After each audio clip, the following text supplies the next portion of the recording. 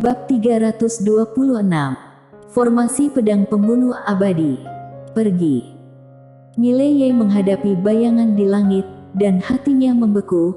Master, macam apa yang bisa membuat Matteo Lin dan Jerome Jian merasa ketakutan?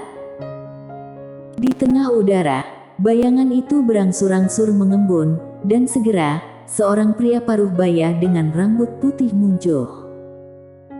Mata pria paruh baya berambut putih itu sedikit terlihat linglung, tetapi dengan cepat menjadi jelas. Segera, dia melirik ke bagian bawah dengan ketidakpedulian di matanya. Ketidakpedulian.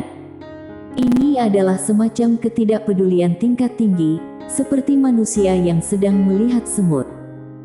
Perasaan ini terasa sangat tidak nyaman. Di samping Mileye, Matteo Lin berkata dengan sungguh-sungguh, tubuh bayangan. Matthew Kin sedikit mengangguk, sangat kuat. Matteo Lin berkata dengan lembut, sepertinya ini adalah kepala mereka. Matthew Kin menatapnya, dia sangat kuat, apa rencanamu? Matteo Lin berkata dengan sungguh-sungguh, laporkan hal ini. Matthew Kin menggelengkan kepalanya, tidak, ini terlalu lambat. Setidaknya membutuhkan waktu 1,5 bulan untuk pergi dan kembali lagi ke sini. Matteo Lin melirik Mileye di kejauhan, bawa dia pergi. Bawa dia pergi. Matthew Kin berkata, kamu saja yang membawanya pergi. Matteo Lin ingin mengatakan sesuatu yang lain, ketika pria paruh baya berambut putih di udara tiba-tiba berkata, pergi. Jangan pernah berpikir untuk pergi. Matteo Lin menatap pria paruh baya berambut putih, yang sedang menatapnya, apakah kamu berasal dari istana bintang spiritual mistik? Matteo Lin berkata dengan suara rendah, sepertinya kamu belum pernah mendengar nama ini. Pria berambut putih itu berkata dengan suara rendah, aku hanya pernah mendengar sedikit. Matteo Lin tersenyum dan berkata, kalian akan menyesalinya. Pria berambut putih itu berkata dengan hampa, menyesal. Mungkin, tapi itu adalah masalah belakangan. Sekarang, aku akan memberi kalian berdua kesempatan, pergi sekarang, dan aku akan mengampuni kalian. Pergi. Matteo Lin tersenyum, dan melirik Mileye yang berada tidak jauh dari sana. Aku sudah mengatakannya, istana bintang spiritual mistik akan melindunginya. Pria berambut putih itu menggelengkan kepalanya, karena kamu ingin mati, maka aku akan memenuhi keinginanmu. Setelah suara itu jatuh, dia menurunkan tangan kanannya dan menekannya dengan ringan. Sebuah paksaan tak terlihat muncul di atas kepala semua orang. Paksaan ini perlahan-lahan turun, dan dalam sekejap, seluruh ruang hampa di atas sekte Changjian menjadi ilusi. Melihat adegan ini, ekspresi Mileye tiba-tiba menjadi serius. Sangat kuat. Jika tekanan ini turun, seluruh sekte Changjian akan menjadi abu. Matteo Lin hendak menyerang, tetapi pada saat ini, Jerome Jian yang berada tidak jauh dari sana, tiba-tiba melayang dengan perlahan.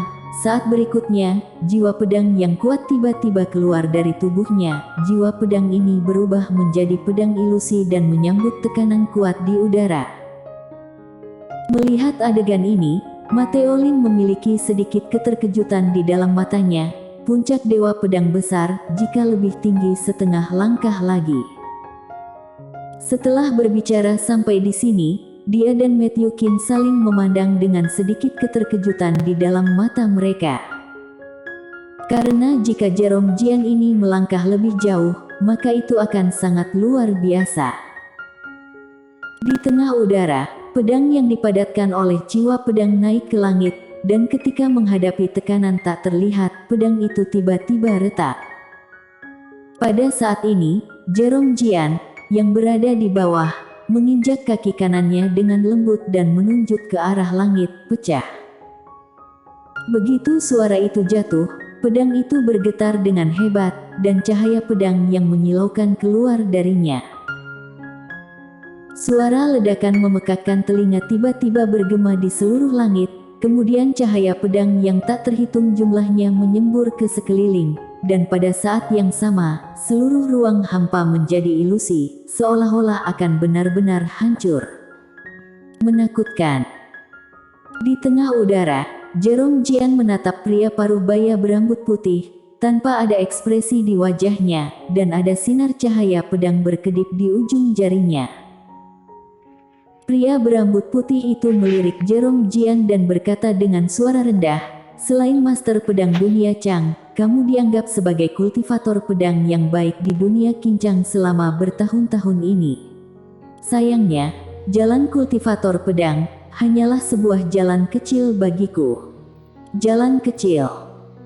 Di kejauhan, Mateolin tiba-tiba tersenyum dan berkata, "Apakah menurutmu jalan kultivator pedang adalah sebuah jalan kecil?" Pria berambut putih itu memandang Mateolin dan bertanya, "Apakah menurutmu itu kuat?" Mateolin menggelengkan kepalanya dan tersenyum. Dulu, dia tidak merasakan betapa kuatnya seorang kultivator pedang, karena sangat sedikit yang dia temui. Perlu diketahui bahwa semakin tinggi jalan kultivator pedang, maka orang itu akan semakin sulit untuk berkultivasi. Oleh karena itu, sangat sedikit kultivator pedang yang benar-benar kuat di dunia ini. Namun, sampai dia bertemu dengan wanita bergaun polos. Kultivator pedang tidak kuat. Itu karena kamu masih belum bertemu dengan yang kuat. Kultivator pedang sejati benar-benar sangat hebat sampai membuat orang merasa putus asa. Pria berambut putih itu tiba-tiba berkata, "Sebenarnya, aku juga sangat ingin tahu, siapa itu dia sampai membuat kalian." Saat berbicara sampai di sini, dia menunjuk ke Mileye yang berada tidak jauh darinya, begitu melindunginya. Mateolin tersenyum dan berkata, "Apakah ada manfaatnya jika mengatakan ini sekarang?" Pria berambut putih itu berkata dengan suara rendah, "Memang tidak ada manfaatnya. Kalau begitu, kalian semua pergilah mati bersama dengannya." Setelah suara itu jatuh, tangan kanannya terangkat lagi, dan saat berikutnya, sebuah telapak tangan besar ilusi tiba-tiba muncul di langit di atas sekte Changjian. Telapak tangan ini panjangnya ratusan kaki, menutupi langit dan matahari. Dengan munculnya telapak tangan ini, aura destruktif datang dari langit. Di bawah aura ini, murid-murid sekte Changjian yang tak terhitung jumlahnya di bawah tiba-tiba tidak bisa bernapas. Master yang bisa menghancurkan dunia. Mileye memegang tangan kanannya dengan erat, dan merasakan ketidakberdayaan pada saat ini. Rasa ketidakberdayaan yang mendalam. Karena di depan master yang begitu kuat, dia tidak bisa melakukan apa-apa. Dia tahu bahwa bahkan jika dia mengeluarkan menara penjara alam, itu juga tidak berguna. Bukannya menara penjara alam tidak berguna, tapi dia terlalu lemah sekarang. Selain itu, dia tidak berani mengeluarkan menara penjara alam dengan mudah. Benda ini, jika dia menggunakannya lagi, itu mungkin akan membuat seseorang yang lebih menakutkan daripada pria berambut putih ini muncul. Intuisi memberitahunya bahwa keberadaan menara benar-benar menakutkan. Kalau tidak, wanita misterius itu tidak akan mengorbankan tubuh bayangannya sendiri untuk menekan keberadaan di dalam menara. Di tengah udara, telapak tangan Jerome Jian tiba-tiba menyebar. Saat berikutnya, seberkas cahaya pedang muncul di telapak tangannya, dan dalam sekejap, seluruh tubuhnya berubah menjadi cahaya pedang yang menjulang ke langit.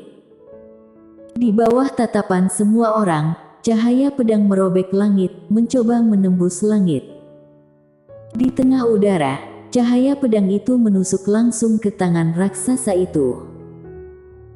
Seluruh tangan raksasa bergetar dengan hebat, dan pada saat yang sama, retakan seperti jaring laba-laba yang tak terhitung jumlahnya muncul di tangan raksasa itu, tetapi pedang Jerome Jian langsung hancur. Tangan raksasa itu jatuh dengan keras. Dan di bawah tangan raksasa itu, Jerome Jian juga jatuh oleh tekanan telapak tangan ini, bahkan jiwa pedangnya langsung hancur. Melihat adegan ini, wajah murid sekte Changjian yang tak terhitung jumlahnya langsung memucat. Pada saat ini, Mateo Lin tiba-tiba naik ke udara. Saat berikutnya, dia melambaikan tangan kanannya, dan segel hitam kecil seukuran telapak tangan naik ke langit. Di tengah udara, segel hitam bangkit melawan badai, dan dalam sekejap, kekuatan yang kuat dimuntahkan dari dalam segel hitam. Di seluruh langit, tangan raksasa itu bergetar dengan hebat, dan terdapat lebih banyak retakan lagi. Tetapi segel hitam Mateo Lin sudah hancur secara langsung, berubah menjadi fragmen yang tak terhitung jumlahnya dan jatuh. Mateo Lin mengepalkan tangan kanannya dengan perlahan. Saat berikutnya, seluruh tubuhnya naik ke langit. Teriakan marah terdengar di tengah udara. Kemudian, jejak tinju langsung mengenai tangan raksasa itu. Jejak tinju langsung hancur, dan Mateo Lin juga jatuh langsung dari udara. Tidak bisa mengalahkannya. Dan pada saat ini, tangan raksasa itu telah mencapai puncak kepala semua orang. Jika jatuh, seluruh sekte Changjian akan menjadi abu. Tidak hanya seluruh sekte Changjian, tetapi semua orang juga akan mati. Pada saat ini, kedua mata Jerome Jian tiba-tiba tertutup. Saat berikutnya, pedang ilusi tiba-tiba muncul di atas kepalanya. Pada saat yang sama, teriakan pedang bergema seperti guntur di dunia ini. Setelah beberapa saat hening, Jerome Jian tiba-tiba membuka matanya, dan saat berikutnya, seluruh dirinya menghilang dari tengah udara. Pada saat yang sama, cahaya pedang kecil tiba-tiba menusuk telapak tangan raksasa itu. Tangan raksasa itu hancur berkeping-keping. Di tengah udara, pria berambut putih itu tiba-tiba menghilang di tempatnya, dan dalam sekejap, Jerome Jian, yang berada tidak jauh dari sana, langsung terbang sejauh ratusan kaki. Setelah dia berhenti, terdapat bekas telapak tangan di depan dadanya. Pria berambut putih itu melirik Jerome Jian dan berkata dengan lembut, "Jika aku memberimu waktu 10 tahun lagi dan kamu mencapai tingkat dewa pedang besar, maka tubuh bayanganku benar-benar tidak dapat melakukan apa-apa padamu. Sayangnya, kamu masih terlalu lemah sekarang." Setelah suara itu jatuh, dia tiba-tiba menghilang. Kecepatannya sangat cepat sehingga hampir tidak ada orang yang bisa melihat dengan jelas. Di kejauhan, Jerome Jian terbang lagi, dan kali ini, tubuhnya benar-benar terbelah. Jika terkena serangan yang lain lagi, maka tubuhnya akan langsung hancur. Pria berambut putih itu tidak menunjukkan belas kasihan dan menghilang lagi. Pada saat ini, Brian Chen, yang tidak jauh, tiba-tiba menghilang. Ketika dia muncul kembali, dia sudah berada di depan Jerome Jian. Dengan satu tebasan pedang, pedang itu langsung hancur, dan pada saat yang sama, Brian Chen terbang sejauh ratusan kaki.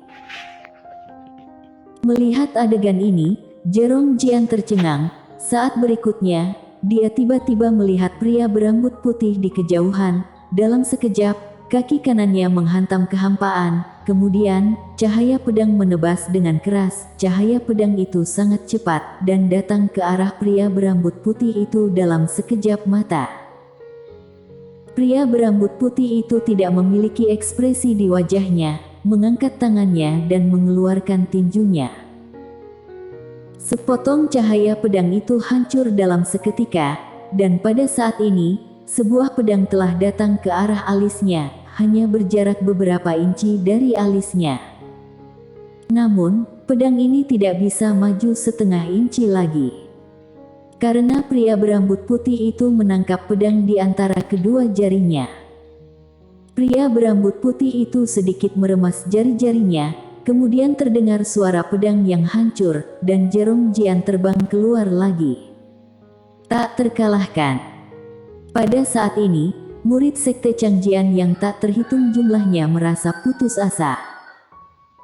Pada saat ini, Teriakan marah tiba-tiba terdengar dari bawah formasi pengorbanan.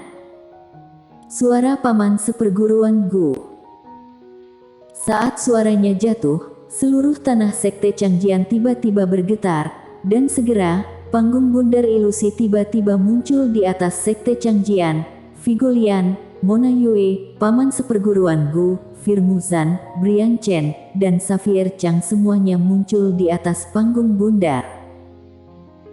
Saat berikutnya, 6 orang menancapkan pedang di tangan mereka ke atas panggung bundar. Kemudian, cahaya pedang tiba-tiba melesat ke atas langit. Cahaya pedang menembus awan dan langsung menuju langit berbintang. Formasi pedang. Di tengah udara, pria berambut putih itu melirik ke arah panggung bundar dan berkata dengan lembut, "Ini seharusnya adalah formasi pedang pembunuh abadi yang ditinggalkan oleh Master Pedang Dunia Chang. Ini benar-benar tidak lemah. Ayo, biarkan aku melihatnya." Setelah suara itu jatuh, tangan kanannya sedikit ditekan. Dalam sekejap, tekanan yang tak terlihat keluar dari telapak tangannya. Bersambung.